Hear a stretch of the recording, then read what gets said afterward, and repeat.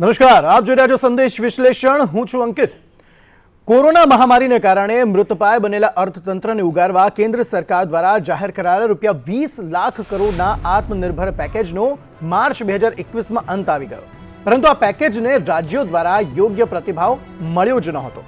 કેન્દ્ર દ્વારા જાહેર કરાયેલા ₹20 લાખ કરોડના ઐતિહાસિક પેકેજનો અર્થતંત્રને કેટલો લાભ મળ્યો તેની જાણકારી મેળવવા પુણેના બિઝનેસમેન દ્વારા એક માહિતી અધિકાર અરજી એટલે કે આરટીઆઈ ફાઇલ કરવામાં આવી. આરટીઆઈનો જવાબ આપતા કેન્દ્રએ જણાવ્યું કે કોરોના મહામારીને ધ્યાનમાં લેતા વર્ષ 2020-21 માટે આત્મનિર્ભર પેકેજ માર્ચ સુધી અમલી હતું અને આ દરમિયાન રાજ્યોને 3,19,000 કરોડનું વધારાનું ધિરાણ મળ્યું છે. રાજ્યોનો નબળો પ્રતિસાદ જોવા મળ્યો. કેન્દ્ર સરકારે જારી કરેલ રકમના 15% રકમ જ રાજ્યો દ્વારા ધિરાણ તરીકે લેવામાં આવી હતી. પેકેજની સમયમર્યાદા પૂર્ણ થઈ ગઈ, તેથી અર્થતંત્રને જોઈએ તેટલો મોટો વેગ મળ્યો હોય તેવું જણાતું નથી. 20 લાખ કરોડના આત્મનિર્ભર ભારત પેકેજમાંથી માત્ર 15% રકમની જ લોન લેવાય છે. આરટીઆઈમાં મહત્વપૂર્ણ ખુલાસો થયો તો 20 લાખ કરોડનું જે આત્મનિર્ભર પેકેજ જાહેર કરવામાં આવ્યું હતું તેમાંથી તમામ રાજ્યોને મિલાવીને 3,19,939 કરોડનું જ વધારાનું ધિરાણ લેવામાં આવ્યું છે. તો જો બીજા 17 લાખ કરોડ રૂપિયા હતા તેનું શું થયું તે સવાલ અત્યારે ઉપસ્થિત થઈ રહ્યો છે. સાથે સાથે જો રાજ્યોને જ ધિરાણ લેવાનું હતું તો તે ગમે ત્યાંથી મેળવી શકતા હતા, તો પેકેજ જાહેર કરવાની જરૂર શું હતી તે પણ એક સવાલ ઉપસ્થિત થઈ રહ્યો છે. ને તેવામાં જો ગુજરાત રાજ્યની વાત કરીએ તો ગુજરાતે કેન્દ્ર પાસેથી 26,112 કરોડનું ધિરાણ આ આત્મનિર્ભર ભારત પેકેજ જે છે તેમાંથી લીધેલું છે. અલગ અલગ રાજ્યોની વાત કરીએ તો મહારાષ્ટ્રએ 30,788 કરોડ રૂપિયાનું જે ધિરાણ છે તે કેન્દ્ર પાસેથી મેળવ્યું છે. અને આ તમામ બાબતે ચર્ચા કરી. આખરે 20 લાખ કરોડનું જે પેકેજ હતું તેમાંથી 17 લાખ કરોડ રૂપિયાનું શું થયું અને 3 લાખ કરોડનું પણ જે 3.19 લાખ કરોડ રૂપિયા જે છે જે અલગ અલગ રાજ્યોને ફાળવવામાં આવ્યા તે અલગ અલગ રાજ્યોએ તેનું શું કર્યું અને આરટીઆઈ એક્ટિવિસ્ટ દ્વારા જે ખુલાસો કરવામાં આવ્યો છે તે મામલે અત્યારે ચર્ચા કરીશું. મારી સાથે હેમાંગભાઈ રાવલ કોંગ્રેસ તરફથી જોડાયા છે, ઉર્વિશ કથિરિયા બીજેપી તરફથી જોડાયા છે અને પંકિત જોગ આરટીઆઈ એક્ટિવિસ્ટ છે. આપ તમામનું સ્વાગત છે સંદેશ ન્યૂઝના સંદેશ વિશ્લેષણમાં. સૌથી પહેલા હેમાંગભાઈ, કોંગ્રેસને વધુ એક મુદ્દો મળી ગયો. 20 લાખ કરોડના પેકેજની જાહેરાત કેન્દ્ર સરકાર દ્વારા કરવામાં આવી હતી. બહુ જ મોટો આંકડો હતો અને એ આંકડા પરથી લોકોને એવું લાગી રહ્યું હતું કે કોરોનામાંથી જે અર્થતંત્ર પાટા પરથી ખસી ગયું છે દેશનું તે ફરી એકવાર તેને વેગ મળશે, લોકોને ફાયદો થશે. લોકોને ફાયદો થયો એવું લાગ્યું છે ખરું આપને? અને સાથે સાથે એ પણ સવાલ કે 20 લાખ કરોડમાંથી અલગ અલગ રાજ્યોને માત્ર 3.19 લાખ કરોડ રૂપિયા જ મળ્યા છે. સૌ પ્રથમ તો મારે એ કહેવું છે કે પેકેજ શબ્દ જ્યારે આવે ને ત્યારે કેશ ડોલ આવે છે. આ મોટી મહામારી હતી. પેકેજનો મતલબ કેશ ડોલ છે. અહીંયા સરકાર પેકેજનો મતલબ લોન કહી રહી છે, એટલે કે લોન આપવાની વાત કરી રહી છે.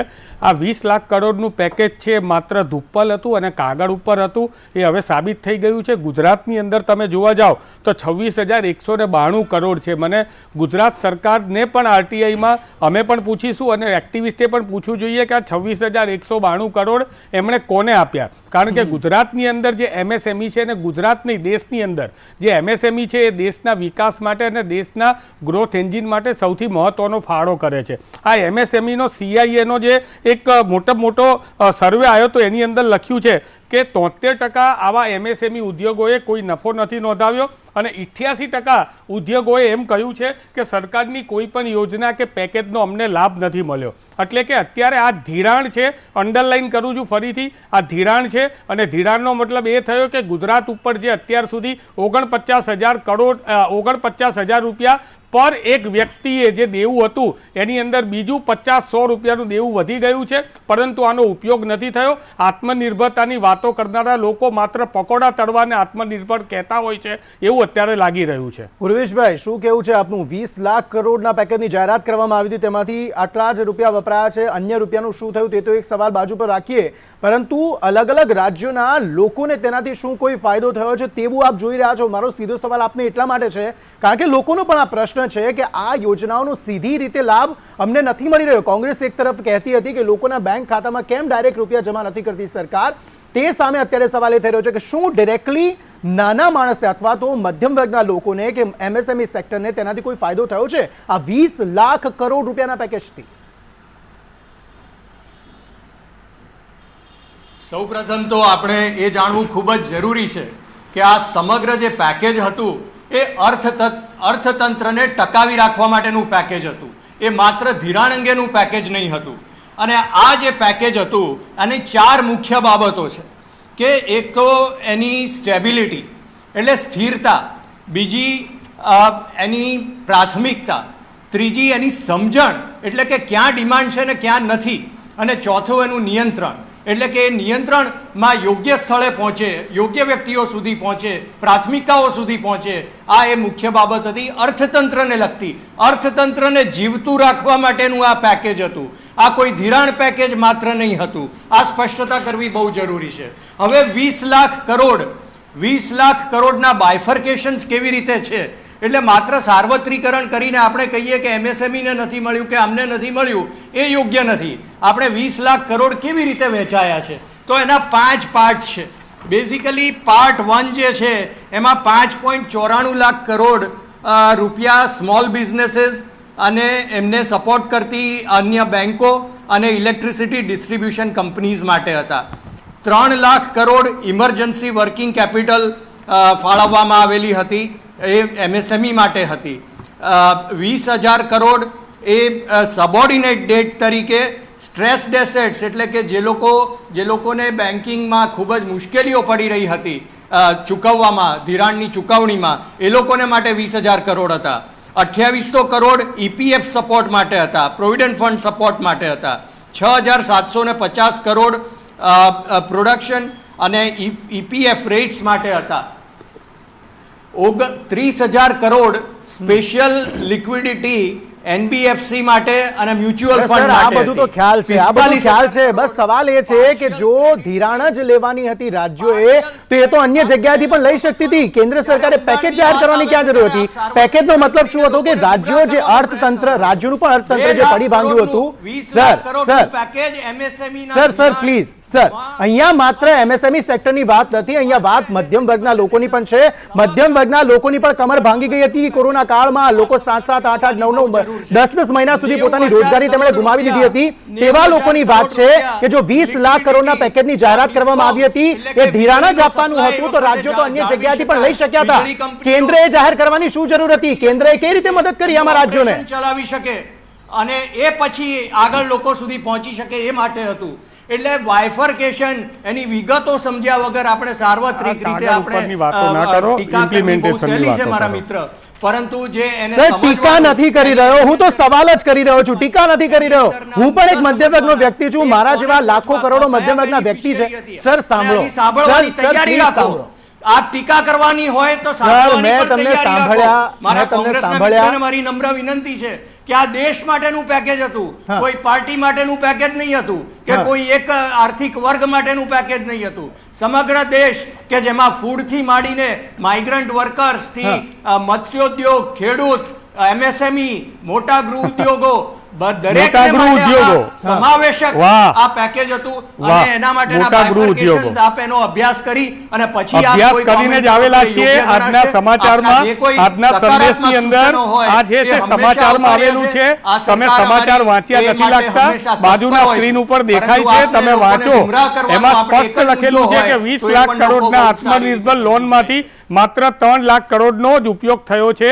અભ્યાસ કરીને જ આવેલા છે. તમને બીજી વાત કરું, ગુજરાતની અંદર 2.17 લાખ અરજી, ભાઈ તમે કહો છો ને ગુજરાતની અંદર 2.17 લાખ અરજી આત્મનિર્ભર લોન માટે થઈ હતી, એમાંથી માત્ર 1.11 લાખને લોન મળેલી છે.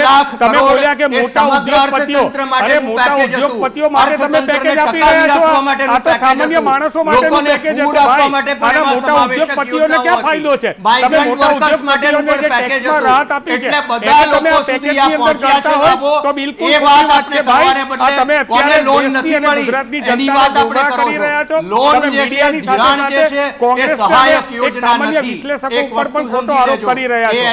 એટલે તમે તમારી રીતે બોલબોલ ના કરો. તમે ગમે તેટલું બોલશો, સત્ય છુપાવવાનું નથી, સત્ય છુપાવવાનું નથી, સત્ય ઉજાગર આવવાનું જ છે. તમે ભાઈ ડબલ સ્પીક કરી અને જનતાને ગુમરાહ કરવાનો પ્રયત્ન અત્યારે જોઈ રહી છે અને જનતા પણ તમને જોઈ રહી છે. નવેમ્બર આપણે 21 પંકિત મેમને પણ પૂછી લઈએ. લોકોને પંકિત મેમ, free એક તરફ જી ઉર્વેશભાઈ આપને ફરી બોલવાનો મોકો આપીશ. આપ ઘણું બોલ્યા છો અને ફરી એકવાર આપને મોકો આપીશ ચોક્કસપણે. પંકિતજી પણ આપણી સાથે જોડાયેલા છે. પંકિતજી, એક તરફ એક વખત તો આપને અભિનંદન, અને આપના જેવા અનેક એક્ટિવિસ્ટો જે આ પ્રકારની જે માહિતી જે છે તે દેશમાં ઉજાગર કરતા હોય છે. ખૂબ ખૂબ અભિનંદન આપના જેવા આરટીઆઈ એક્ટિવિસ્ટને.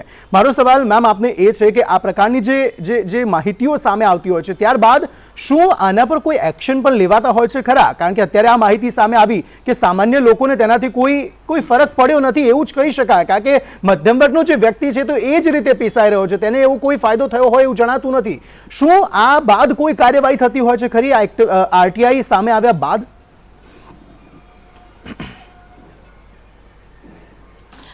બહુ મહત્વનો સવાલ એક તો આ લીધો છે સંદેશે, કેમ કે છેલ્લા 1.5-2 વર્ષથી કોરોના કાળમાં જેવી રીતે લોકો આર્થિક મુશ્કેલીઓમાં પડે છે, એમના પ્રશ્નો માધ્યમો થકી ઉજાગર થવા ખૂબ જરૂરી છે. સૌથી પહેલાં તો આમાં આ મુદ્દામાં આપણે જઈએ તો સરકાર જે પણ કરોડો રૂપિયાનું પેકેજ જાહેર કરે એ જાહેરાત હોય છે, પણ એમાં અંદર પારદર્શિતા તમે જુઓ ને તો અમલીકરણ વખતે પારદર્શિતા નથી હોતી. આ પેકેજમાં દરેક વસ્તુ કોને કેવી રીતે મળશે એનું કોઈ પણ રીતે સામાન્ય સ્થાનિક ભાષામાં, બેંકમાં તમે લોનની એપ્લિકેશન કરવા જાઓ ને તો ઝીણા અક્ષરમાં એ 10 પાના હોય છે જે સ્થાનિક ભાષામાં નથી હોતા, હિન્દી અને ઇંગ્લિશમાં હોય છે. એટલે એ સામાન્ય લોકોને સમજાય એવી રીતે બિલકુલ આ માહિતી લોકોમાં આપવામાં નથી આવતી. જાહેરાતોની અંદર પણ કરોડો રૂપિયા ખર્ચાય છે, પણ મુખ્ય વસ્તુઓ, બિંદુઓ અને માપદંડો શું હશે અને કોને કેટલું મળ્યું, ખાસ મુદ્દાઓ આવે છે કોને કેટલું મળ્યું. માહિતી અધિકાર કાયદાનો ઉદ્દેશ જ હતો ટોટલ ટ્રાન્સપરન્સી લાવવાની. અને જ્યારે આપણું એક આરટીઆઈ કન્વેન્શન થયું હતું જેમાં વડાપ્રધાન પણ આવ્યા હતા અને એમણે એવું કીધું હતું કે લોકોને માહિતી માંગવી નહીં પડે એવી રીતે મારી સરકાર માહિતી આપશે. આજે હું ચેલેન્જ કરું, ઇન્ડસ્ટ્રી ડિપાર્ટમેન્ટ હોય, એગ્રીકલ્ચર ડિપાર્ટમેન્ટ હોય, ફિશરીઝ હોય કે સામાન્ય માણસને લગતું કોઈ પણ વિભાગ હોય, એ વિભાગની આરટીઆઈની વેબસાઇટ ખોલીને તમે જુઓ તો 2017-18ની વિગતો મૂકેલી હશે, 2020-21 સુધી તો પહોંચ્યા પણ નહીં હોય બજેટ અને બેનિફિશરીઝના સંદર્ભમાં. એટલે બધી જ વેબસાઇટો 2-3 વર્ષની અપડેટેડ નથી, એવા પ્રકારની ઇન્ફોર્મેશન લઈને ચાલે છે. પ્રોએક્ટિવ ડિસ્ક્લોઝર માહિતી આપતા નથી અને લોકોને છેલ્લે માહિતી અધિકાર કાયદામાં પણ ઘણું લડવું પડે છે ત્યારે આવી માહિતી અને આંકડાઓ બહાર આવે છે. સવાલ એ આવે છે કે ત્યાર પછીની એકાઉન્ટેબિલિટીનું શું, જવાબદેહિતાનું શું? માહિતી અધિકાર કાયદો માત્ર માહિતીના 5 પાના માટે નહોતો કે 15 પાના માટે નહોતો, એ હતો એ જવાબદેહી સાબિત કરવા માટે, જવાબદેહી એ લાવવા માટે હતું. અને સરકારની કોઈ પણ પક્ષની સરકાર હોય એ સરકારની જવાબદારી બને છે અને જવાબદેહી બને છે લોકો પ્રત્યે, કેમ કે આ પૈસો લોકોનો છે. હું આમાં એક જ વસ્તુ એડ કરીશ કે ગયા વર્ષથી આપણે કોરોના આવ્યા ત્યારથી આપણે વિશ્વ બેંકની લોન લીધેલી છે જે આપણે 20,037માં પૂરી કરવાની છે. એ લોનમાંથી આ પૈસા છે એટલો સાદો જવાબ પણ સરકારે હજી સુધી જાહેર કર્યો નથી. એ લોનના એમાઉન્ટ કઈ જગ્યાએ કર્યા છે એ પણ નથી જાહેર કર્યું. એટલે તમે કેટલા પૈસા લાવો છો અને ક્યાં ખર્ચો છો અને કેમ નથી ખર્ચાતા, આ માહિતી આવ્યા પછી શું? અને સરકાર જો સુશાસનમાં માનતી હોય તો એમને આ પગલા સામેથી લેવા જોઈએ, નાકી કોઈ હાઈકોર્ટમાં જાય એની રાહ જોવી જોઈએ. ઠીક છે ઉર્વેશભાઈ, આપને એક ટૂંકમાં મારે સવાલ પૂછી લેવો છે કારણ કે જવાબ આનો આપ આપી શકશો. કોંગ્રેસ પાસે તો ઘણા બધા મુદ્દા છે આ મામલે બોલવાના, પરંતુ મારો સવાલ એ છે કે જો રાજ્યોને ધિરાણ જ આપી હતી, કારણ કે મેં આ સવાલ પૂછ્યો પરંતુ આપ ઘણું બધું બોલી રહ્યા હતા એ સમયે આપને આ કદાચ સવાલ મારો સમજાયો નહીં અને આપ જવાબ ના આપી શક્યા. મારો સવાલ એ હતો કે રાજ્યને જો ધિરાણ જ કરવી હતી, એ રાજ્યો ધિરાણ તો અન્ય ગમે તે રીતે લઈ શકતા હતા, કેન્દ્રએ આ પ્રકારની જાહેરાત કરવાની શું જરૂર હતી? લોકોને તેવું લાગ્યું કે તેમના માટે આ જાહેરાત થઈ રહી છે, મધ્યમ વર્ગના લોકો માટે જાહેરાત થઈ રહી છે, તેનાથી તેમને કોઈ ફાયદો થશે, નાના ગૃહ ઉદ્યોગો છે અથવા તો એમએસએમઈ સેક્ટર છે તેને કોઈ ફાયદો થશે, તેને તો કોઈ ફાયદો ડિરેક્ટલી તો દેખાયો જ નહીં.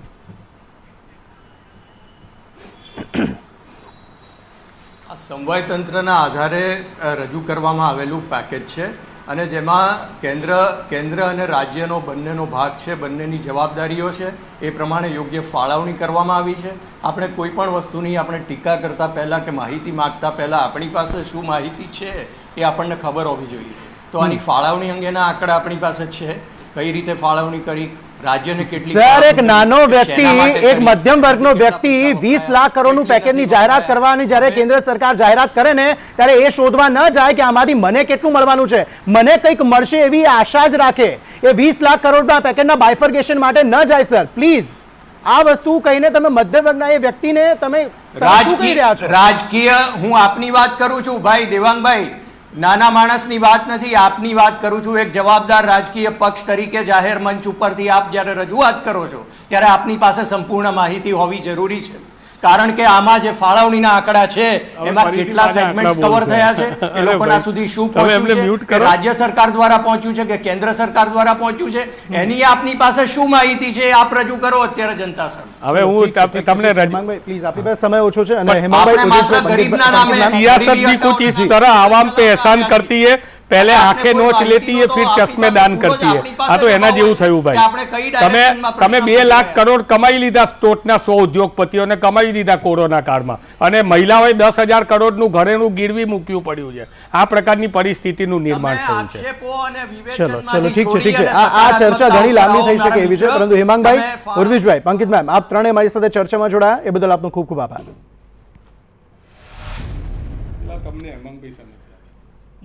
અને હવે નજર કરીએ સંદેશ ન્યૂઝપેપરમાં છપાયેલા અન્ય મોટા સમાચારો પર.